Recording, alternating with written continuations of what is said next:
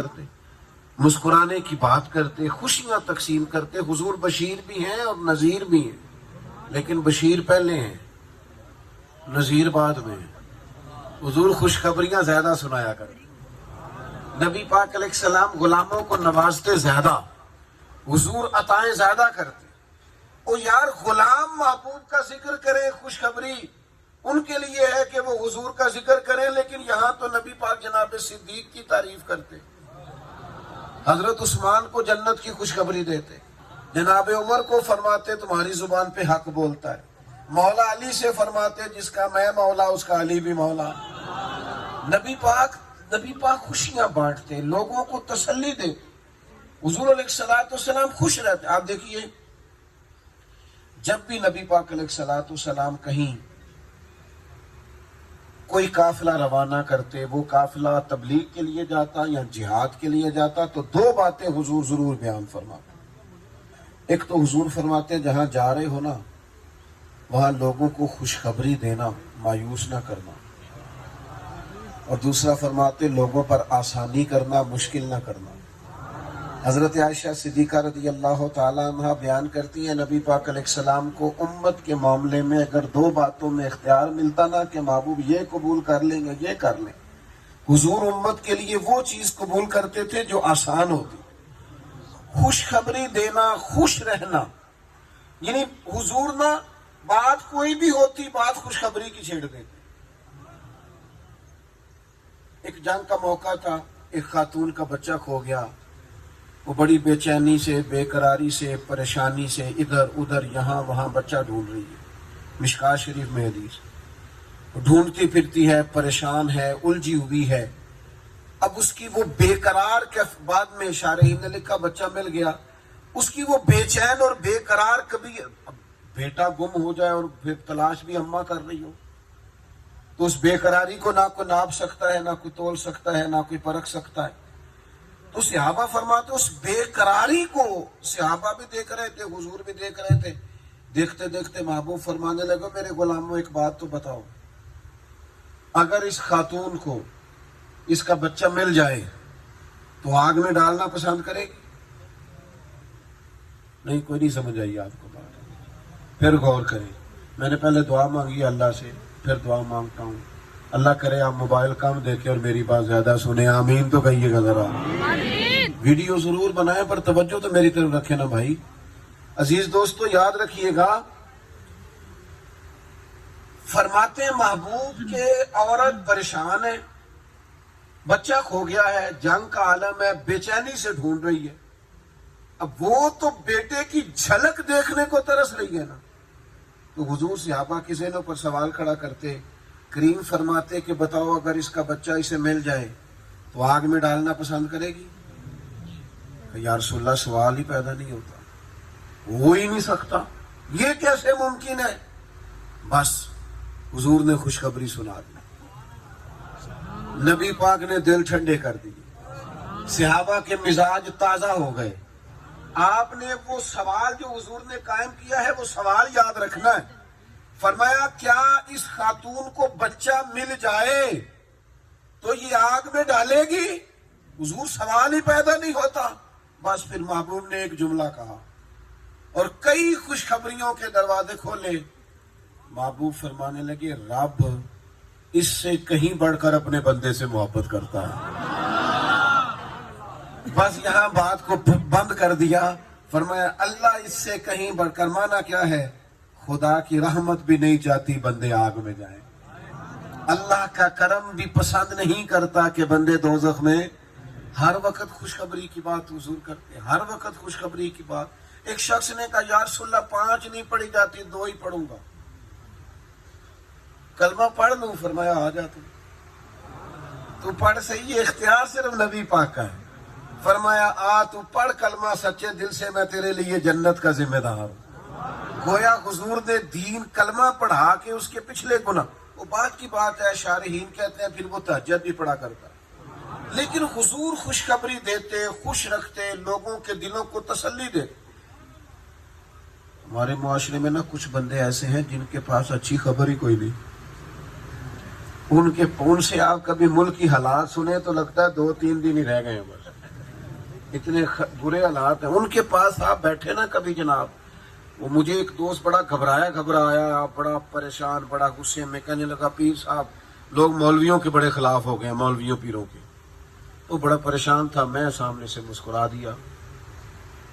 کہنے لگا آپ کیوں مسکرائے ہیں؟ میں نے کہا چل تو نے کہا نا لوگ مولویوں پیروں کے خلاف ہے, یہ بتا پولیس والوں کے حق میں ہیں لوگ. وہ بھی پھر انجی ہسیا جی میں تسی نہیں سارے ہسے. پھر میں نے اس سے پوچھا یہ بتا لوگ وکیلوں کے حق میں ہیں؟ پھر میں نے کہا باپڈا والوں کو دعائیں دیتے ہوں گے روز سویرے. تو میں نے کہا یار یہ آپ اس چکر, ہمارا مزاج ہی کچھ ایسا بن گیا ہے, ہم کیڑے نکالنا اللہ معاف کرے شغل بنا لیا ہم نے. ہر چیز سے کیڑے نکالو, ہر ایک کو برا کہو. او خدا کے بندے مثبت بات بھی کر, خیر والی بات بھی کر, اچھے لفظ بھی بول. اپنی زندگی میں تو خوشخبری بھی دے, تو تسلی بھی دے, تو لوگوں کے لیے خیر والے جملے کہہ. میرے عزیز, میرے رسول تو دنیا میں آئے ہی خوشخبری لے کے آئے. حضور آئے ہیں یتیموں کے لیے خوشخبری لائے, یتیم کو پالنے والے کے لیے خوشخبری لائے. حضور بیوہ کے لیے خوشخبری لائے, حضور ماں کے لیے خوشخبری لائے, باپ کے لیے خوشخبری لائے. علم کی طلب کرنے والا طالب علم ابھی الف با تا سا نہیں پڑھا, گھر سے نکلا ہے, حضور فرماتے ہیں فرشتوں نے اپنے پار اس کے پیروں کے نیچے بچھا بھی دیے. یہ ذرا خوشخبری کا رنگ بھی تو دیکھو, ابھی کوئی ڈگری لی نہیں, گھر سے نکلا, فرشتوں نے. حضور نے, تو نے ہر شخص کی قسمت میں یہ عزت لکھی, آخری خطبے کی صورت میں فضیلت لکھی. حضور تو سب کو خوش رکھتے, خوشخبری دیتے, ہاں اللہ کے عذاب کا ڈر بھی سناتے, نبی پاک تنبیہ بھی فرماتے, لیکن زیادہ خوشخبریاں دیتے حضور. نبی پاک پسند فرماتے خوشخبری دینا, خوش رہنے کی بات کرتے, حضور مسکرایا کرتے. کوئی مسکرانے والی بات ہوتی تو حضور اس پر مسکرا پڑتے. ایک بات کر لوں, آپ ناراض تو نہیں ہوں گے. کچھ بندوں کا نا جعلی روگ ہوتا ہے, جعلی, اصلی نہیں. وہ ایسے ہی جناب ہو جی میں گھر جاواں تے میرے بچے اچھے ساہ نہیں لیں گے. میں نے کہا جناب وہ آپ کے بچے ہیں نا, آپ ابا جی بن کے گھر جاتے ہیں, یہاں کوئی آپ بڑے ڈکٹیٹر بن کے گھر جاتے ہیں. بچوں کو تو چاہیے آپ کے سینے سے لا کے خوش ہو جائیں, آپ کو باتیں سنائیں. تو یار دیکھو نا جی میں مصروف بڑا ہوں, دنیا میں سب سے زیادہ مصروف مدینے والے ماں باپ, لیکن نواسا, ایک نواسا اس کندھے پر, دوسرا دوسرے کندھے پر. نماز پڑھانے جا رہے ہیں تو حضرت زینب کی بیٹی جناب امامہ کو حضور نے گود میں اٹھایا ہوا. نبی پاک ان سے بات کرتے, نبی پاک پیار کرتے. ایک شخص نے حضور سے کہا یا رسول اللہ بچوں سے بڑا پیار کرتے, میں تو بچوں کو ٹائم نہیں دیتا. نبی کریم فرمانے لگے تیرے دل سے رحمت نکل گئی ہے تو میں کیا کروں, مجھے تو اللہ نے رحمت للعالمین بنایا. حضور گھر والوں کے پاس بیٹھتے, ان سے بات کرتے, ازواج مطہرات کو وقت دیتے, صحابہ کے بیچ بیٹھتے, ان سے باتیں کرتے. لو ایک حدیث سنو آپ خوش ہو جائیں گے. ایک دن حضور فرمانے لگے, یہ سیاستہ میں موجود ہے, پر میں کچھ بندے جنت میں بھی اللہ کی بارگاہ میں عرض کریں گے مالک کھیتی باڑی کرنے کو دل کرتا ہے. کہاں؟ جنت میں بھی. وہ کچھ بزرگ ہیں نا, وہ کہنے جی میں بہ گیا تو پھر میں بہ ہی گیا, میں نے کوئی کام کرن دو.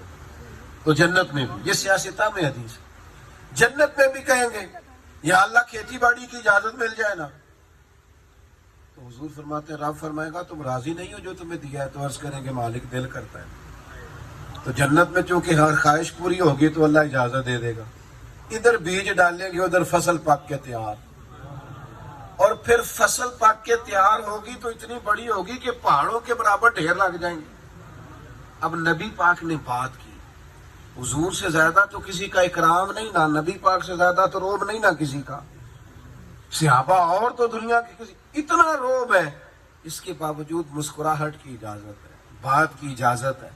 حضور نے فرمایا وہ کہیں گے کھیتی باڑی اجازت ملے گی, پھر فصل پک جائے گی, پھر پہاڑوں کے برابر ڈھیر لگ جائے گا. ایک صحابی قریب بیٹھے تھے, وہ کہنے لگے یا رسول اللہ یہ ہم تو نہیں ہوں گے, یہ انصاریوں یا قریشیوں میں سے کوئی ہوگا, یہی شوقین ہے کھیتی باڑی کے, قربان جائیں. اس نے مسکراہٹ والی بات کی اور میرے نبی نے مسکرانا شروع کر دیا. اور جس کے گچھے سے لچھے جڑے نور کے, ان ستاروں کی نزہت پہ لاکھوں سلام اور ان کی باتوں کی لذت پہ بے حد درود، ان کے خطبے کی ہیبت پہ لاکھوں سلام، اور جس کی تسکی سے روتے ہوئے ہنس پڑے اس تبسم کی عادت پہ۔ جب حضور مسکراتے تھے تو مجھے یوں لگتا ہے جنت کی کلیاں بھی کھیل جاتی ہوں۔ جب کریم مسکراتے ہوں گے تو یوں لگتا ہے کہ جیسے حور و غلمہ ایک دوسرے کو مبارک دیتے ہوں، جیسے دنیا میں بہار چھا جاتی ہوگی۔ او دوستو ہنسا کرو، مسکرایا کرو۔ ہاں، نبی پاک علیہ السلام کی مسکراہٹ بھی ایسی تھی کہ وہ بڑی مہذب، ایسا کھل کے کہکا لگا کر حضور مسکراتے نہ تھے بلکہ تبسم فرماتے، لیکن وہ تبسم بھی کمال ہوتا۔ پہلی نظر ہی لٹ لے اباہی تیرے ہار شنگارا، یعنی وہ تبسم بھی کمال ہوتا، اس کے اندر بھی جاذبیت ہوتی۔ یہ بہت زیادہ مایوسی نہیں، پریشانی نہیں، بہت زیادہ۔ میں نے نا زندگی میں زیادہ بندے وہ دیکھے ہیں جن کے پاس سارا کچھ ہے، کافی تعداد میں لوگ دیکھے ہیں سارا کچھ ہے، لیکن ان سے آپ جب بھی ملے نا بیچارے پریشان ہی لگتے ہیں۔ تو اکثر دل کرتا ہے ان سے پوچھنے کو کہ بھائی اب مثلاً آپ کیسے راضی ہوں گے؟ آپ کو خوش رہنا چاہیے، بچوں سے پیار کریں، دوستوں سے پیار کریں۔ آپ خوشی کی اگر آپ گھر جا کے ایک بات نہ بتائیں تو میں آپ سے کر لوں، تسی دس دن یہ میں نہیں کرتا تو ہاں نہیں کی تھی، کر لوں کہ رہنے دوں؟ عورتیں زیادہ مایوسی کی باتیں کرتی ہیں، بات چھوڑتی نہیں۔ حدیث میں موجود ہے کہ ناشکری زیادہ کرتی ہیں۔ وہ کمزوری میری ماں بہنوں بیٹیوں سے گزارش ہے کہ خدا نے جو نعمتیں دی ہیں ان پر توجہ کیوں نہیں کرتی؟ اللہ نے بیٹا دیا ہے تو کیا بات ہے، بیٹی دی ہے تو کیا بات ہے۔ اگر آپ کا شوہر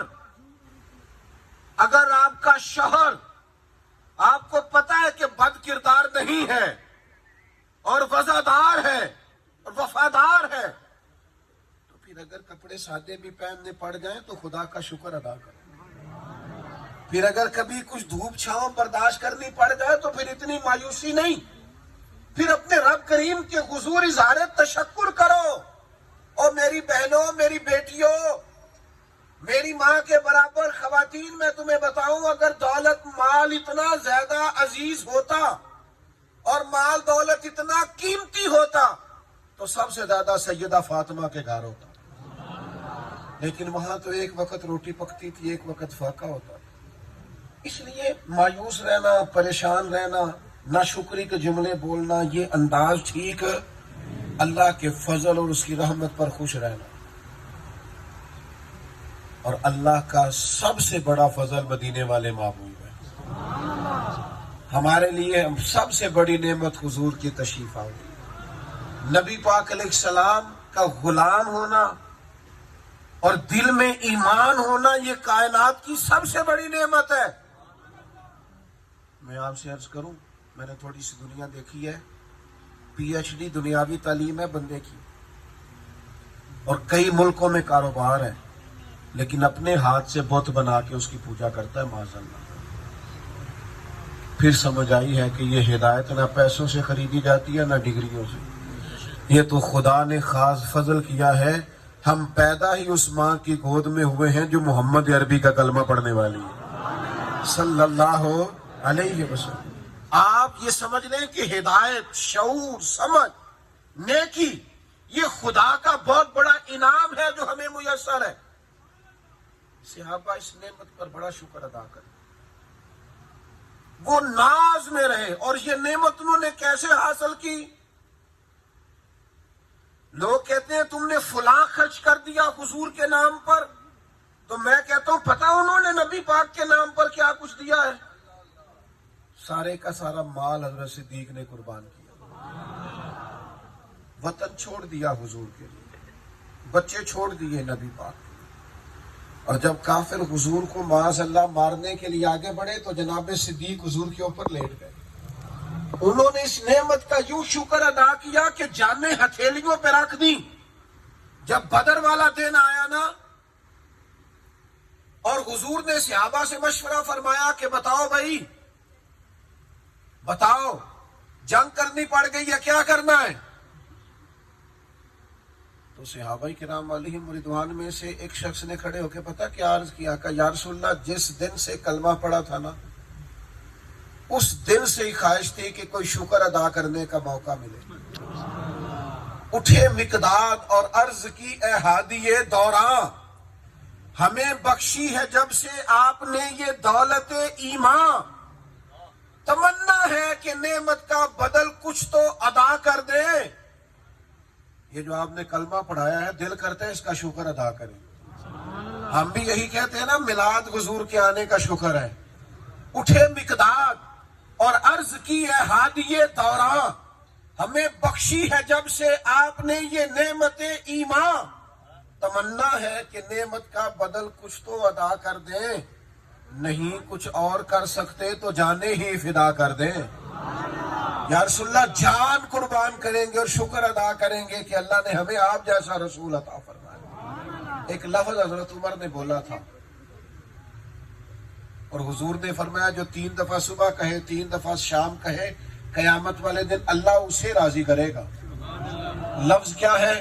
حضرت عمر نے ایک دفعہ کہا تھا رضیت باللہ ربم وبالاسلام دینم وبسیدنا ومولانا محمد نبی ورسولا صلی اللہ علیہ وسلم۔ یہ ان لفظوں کا حسن دیکھیں، عرض کی ہم بڑے راضی ہیں کہ اللہ ہمارا رب ہے۔ یا رسول اللہ ہم بڑے راضی ہیں کہ اسلام ہمارا دین ہے۔ ادھر دیکھنا نوجوانوں میری طرف، عرض کرنے لگے یا رسول اللہ ہم بڑے ہی راضی ہیں کہ اللہ نے آپ کو ہمارا نبی اور رسول بنایا۔ یہ کمال ہو گیا، آپ ہمارے نبی اور رسول ہیں۔ قیامت والے دن یا رسول اللہ ہم آپ کے جھنڈے تلے ہوں گے، آپ کریم ہمارے محبوب۔ او بھائی یہ تو قیامت میں پتہ چلے گا۔ حضور فرماتے ہیں جہاں جہاں وضو کا پانی لگتا رہا قیامت میں وہ جگہ میری امت کی اس طرح چمکیں گی جس طرح 14ویں رات کا چاند چمکتا ہے۔